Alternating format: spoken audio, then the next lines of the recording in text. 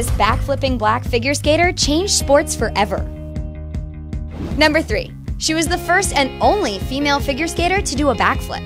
French figure skater Saria Bonelli dominated figure skating in the late 80s and 90s by being the first and only woman in the sport to complete a very illegal and dangerous backflip.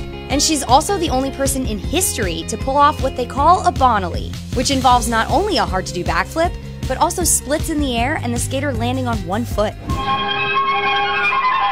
Backflip, totally illegal in competition. She first completed the move on broadcasted television at the 1998 Olympics. It was a last resort after failing to complete her routine due to a leg injury from the day before. Only 3 other figure skaters in history have been able to do the very dangerous backflip, all of them men, by the way, but they all landed on both feet and did not do a split in the air like Bonelli.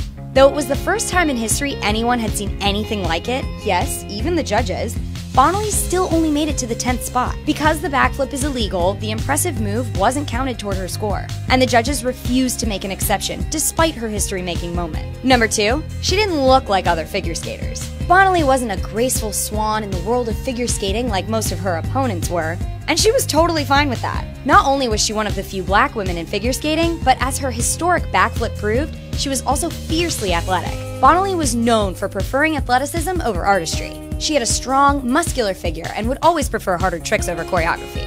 This made her unfavorable with the judges, who claimed that Bonelli's style did not meet the figure skating criteria. But often, there seemed to be an undercurrent of racism and gender expectations to the critiques judges and the media waged against her. Even though she was wonderful and did great performances, she didn't look like the ice princess. Former skater, judge, and commentator Sandra Bezic once famously said about Bonelli, "I'd like to see her stop jumping for 6 months and learn to skate." Bezic claimed that Bonelli did not skate like a figure skater because, according to Bezic, the sound of Bonelli's skates on the ice was, quote, scratchy in comparison to other judge favorites like Yuka Sato and Katia Gordieva. Number 3, she was a total rebel. Remember Chaz Michael Michaels from Blades of Glory?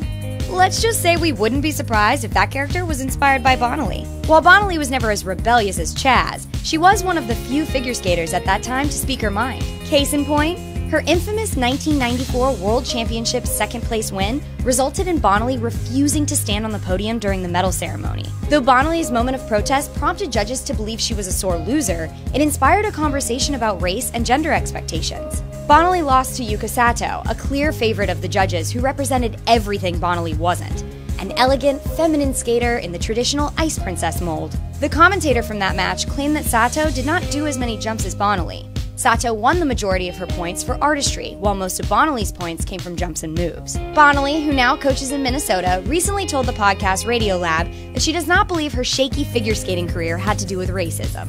But she did admit that, when you're black, everybody knows that you have to do better than anyone else who's white.